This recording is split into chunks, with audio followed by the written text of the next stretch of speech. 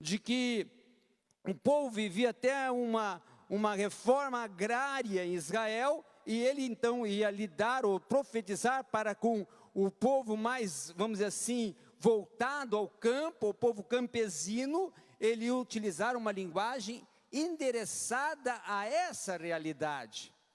Então, quando nós voltamos agora também aos oráculos, vamos ver que todo o contexto dos livros proféticos, nós vamos ter oráculos que compreendem alertas, compreende juízos, compreende denúncias, compreende promessas, compreende consolos, compreende orientações, compreende também um contexto apocalíptica judaica, ou seja, o escatom, profetizar sobre o futuro da nação, e não só o futuro da nação, mas o futuro das nações.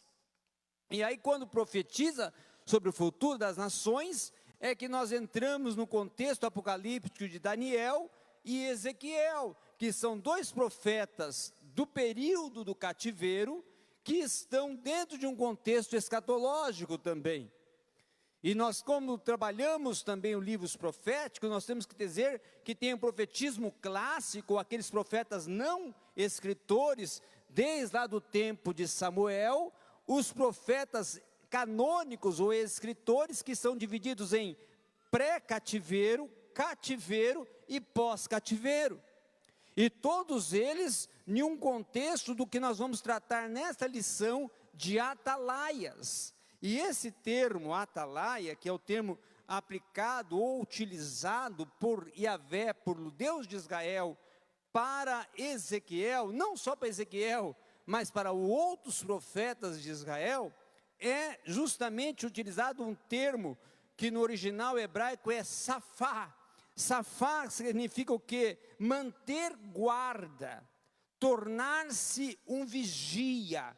Além dessa implicação, também tem um outro termo, ifiá, que quer dizer justamente posto de observação, ou torre de vigia. Então era aquele que tinha responsabilidade de ficar posicionado sobre a torre de vigia, vigiando todos os muros da cidade, para que quando os inimigos estivessem vindo, ele tocasse o chofar, ou seja, o instrumento utilizado pelos exércitos para convocar o povo para guerrear, convocar o povo para marchar.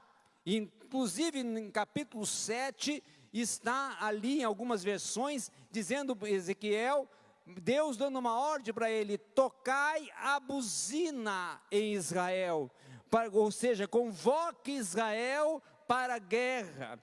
Em Oséias também está utilizando esse termo, essa expressão, tocai a buzina. Joel também utiliza tocai a buzina, ou seja, seja um atalaia. Mas o atalaia também tem um outro termo que eu gosto muito de utilizar, que é o termo roim. O termo roim quer dizer o quê? Quer dizer justamente vigia. Então nós podemos até utilizar roim e Yahvé, vigias de Deus, guardiões da fé, guardiões da lei, guardiões da palavra, guardiões da aliança.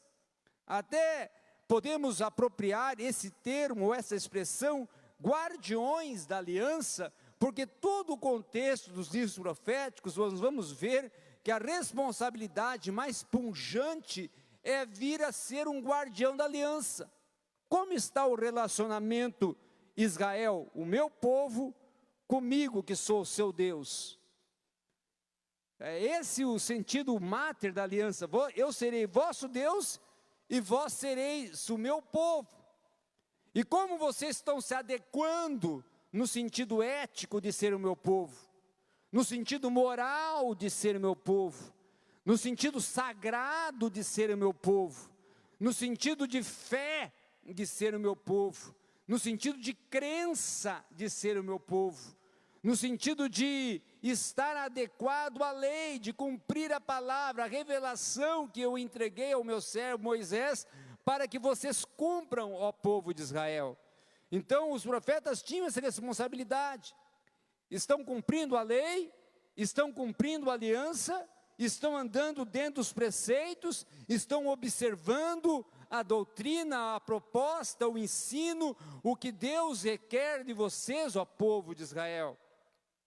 Esse era o sentido, vamos dizer assim, aplicativo do ofício profético.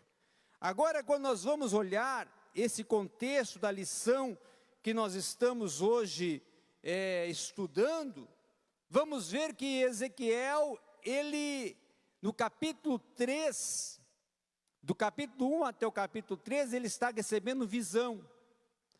E essa visão, no aspecto do profetismo, era quando o profeta entrava em uma êxtase espiritual. Ele transcendia até a presença de Deus. E ele tinha uma visão alta, vamos dizer assim, total, abrangente do acontecimento. Ele era transportado para dentro do acontecimento. É uma realidade profética e até fenomênica essa, que alguns psicólogos vão dizer que o profeta era como se a alma dele estivesse saindo fora do corpo, transportando ele para o que estava vendo, não só para acontecer naquele momento, mas para acontecer no futuro. E Ezequiel, quando ele vê a primeira visão dele, ele entra em estado de choque. Ele entra num estado de choque tão grande, porque ele vai ver o quê? Uma carruagem com seres viventes sobre ela, uma luminosidade, a glória, vindo sobre todo Israel, o cabode de Deus. E agora no capítulo 3, ele está ainda em continuidade desta visão, mas Deus inicia a falar com ele de uma forma oral. No capítulo 3, Deus já começa a pronunciar, e Ezequiel está ouvindo audivelmente a voz de Deus. E aí é que Deus começa a dar algumas ordens, começa a dar algumas orientações e diretrizes para Ezequiel cumprir. E quando nós vemos no capítulo 3, no versículo 15 e 16, dentro desse contexto, ali tem uma expressão que, depois de 7 dias, o que quer dizer isso? Que Ezequiel ficou, depois que ele recebeu a visão, 7 dias, praticamente uma semana, em estado de, vamos dizer assim, não só de consternação, mas em estado de choque, como se ele estivesse paralisado com a situação que viu, com a circunstância da presença de Deus e da responsabilidade que tinha sido lhe entregue, e com o panorama, o quadro espiritual que Deus apresenta para ele do povo, e que coloca ele com a responsabilidade: olha, agora você vai como um vigia, como sentinela, não subir uma torre de vigia e ficar espiando os inimigos, não. Você não vai se tornar um soldado que vai subir ali numa torre de vigia e vai ficar pronto para tocar o chofar quando o inimigo vai aproximar, não. A responsabilidade é muito maior. Você vai vigiar a vida espiritual do povo. Você vai observar os passos do povo, os pensamentos do povo, as ideias do povo, as conversas, os diálogos, as procedências, os padrões de vida do povo. E não só do povo, mas dos sacerdotes. E não só dos sacerdotes, mas dos governantes. E quando você ver qualquer coisa, Ezequiel, que não estiver de acordo com o meu padrão e com a minha aliança, você é atalaia. Por quê? Porque você vai tocar a trombeta, você vai tocar o chofar, não para anunciar, dar um alerta, mas para confrontar, para denunciar, trazendo um choque naquela pessoa, naquele grupo específico, não só para alertar, mas para levar eles à consciência do que estão cometendo, do erro que estão praticando. E no capítulo também 3, já no versículos 17 e o 18, nós vamos então começar a entrar na realidade da lição que nós estamos estudando essa manhã. E a primeira aplicação que eu faço aqui é o privilégio de vestir, até coloquei uma expressão aqui nesse meu comentário, o manto profético, de vestir-se dessa responsabilidade profética. Ezequiel não estava ali apenas para ser um atalaia, Ezequiel não estava ali apenas para ser um guardião da aliança, mas Ezequiel estava ali para estar sendo representante, internalizar, incorporar a palavra, apropriar-se da palavra, apropriar-se do oráculo, da revelação, para que essa revelação, como um testemunha, e o termo, agora eu vou utilizar o termo grego, martireu, essa revelação ele fosse um testemunha dela. E aí, o versículo 18, olha, que é algo judicial, que era relacionado não só aos romanos, mas aos judeus, para o testemunha. Se você não for fiel no teu testemunho perante o tribunal, se estiver adulterando o teu testemunho, você então vai ser condenado de morte. Por isso que Deus fala, olha, ou fala o que eu vou te dar, a responsabilidade, a ordem que eu estou te dando de falar essa revelação na sua íntegra, ou você morre. E Deus até utiliza isso para Ezequiel, porque nesse período de Ezequiel, tinha muitos profetas comprados, profetas que pertenciam a outras religiões, como os próprios profetas de Baal, e profetas de Baalins, e profetas de outros contextos, de outras nações circunvizinhas, que eram profetas que viviam de acordo com o que o rei estipulasse para eles. Eram profetas comprados. Você vai profetizar, você vai anunciar como sendo uma boca minha, não a boca de Deus, uma boca minha, eu vou dizer o que você fala para o povo. Agora Deus fala com Ezequiel, olha, você, Ezequiel, é a minha palavra, é o Deus de Israel, não é deuses, é o Deus único, é o Deus monogâmico, é o Deus que só Ele é o Senhor, é o Deus criador, é o Deus que te chamou, porque o profeta não era ungido profeta, o profeta era chamado para ser profeta, é o Deus que te convocou para essa tarefa, para essa missão, e você fala tudo o que ver em visão, tudo o que ver em sonho, e tudo que eu falar audivelmente, porque senão eu vou requerer de ti.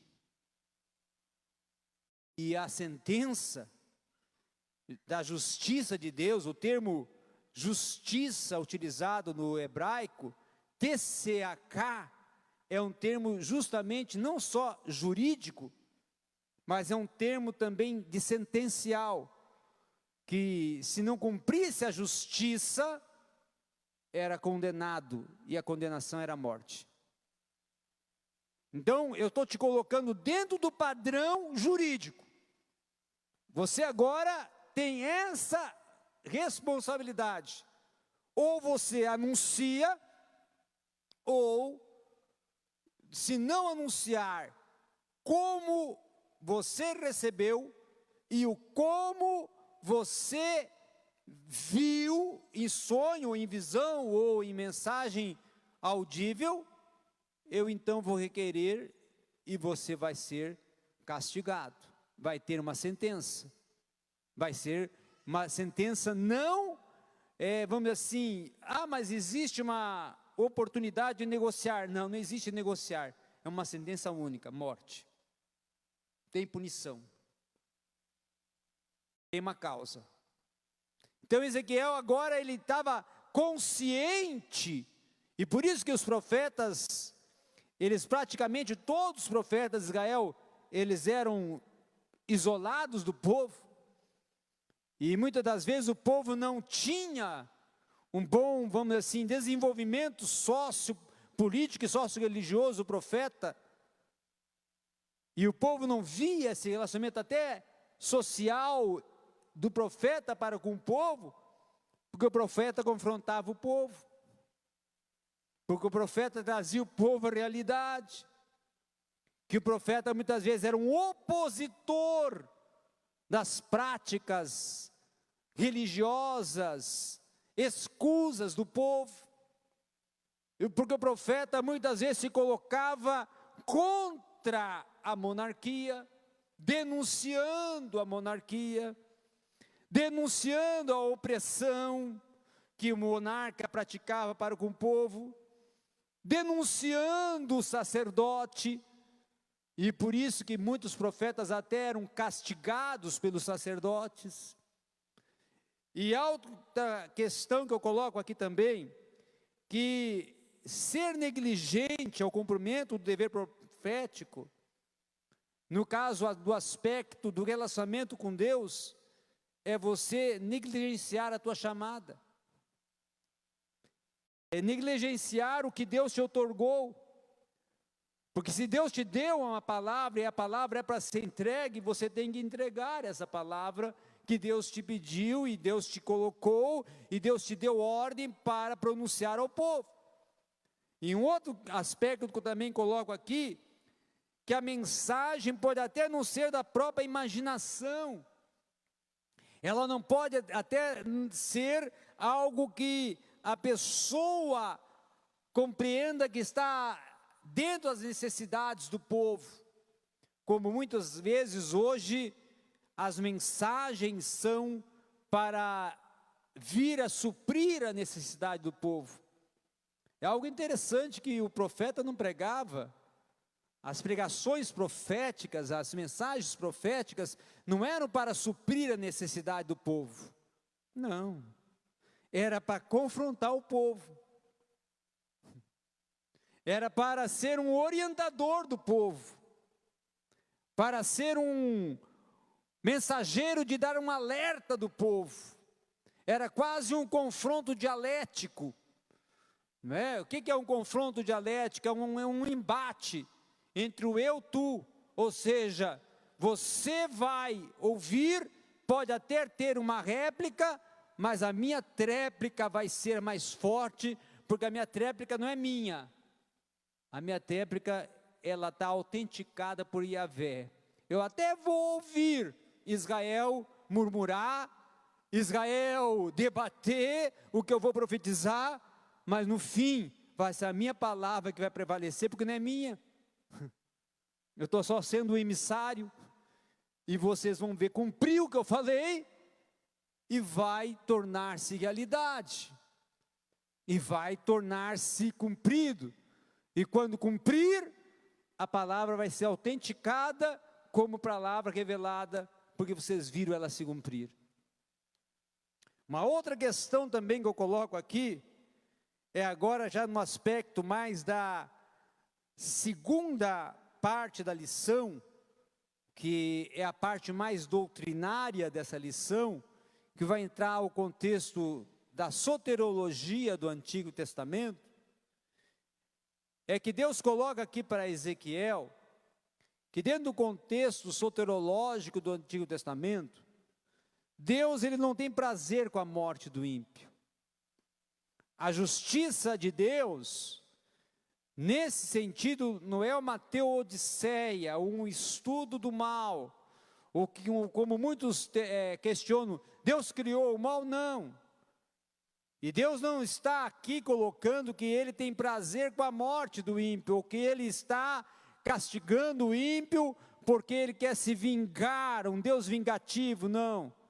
Ele é um Deus que quer que o ímpio decida-se, que o ímpio, aí entra o livre-arbítrio, que o ímpio escolha e tenha a decisão correta de estar sendo fiel, que se coloque no padrão da aliança, que Israel abandone as práticas, e aí voltamos para o contexto de Israel, que Israel abandone as práticas de idolatria e tenha um só Deus, que Israel abandone as práticas de opressão vinda da parte dos governantes e não constitui imagens de adoração de falsos ídolos, mas adore a Deus e tenha um culto vivo, não somente de adoração dentro do templo, dentro da sinagoga,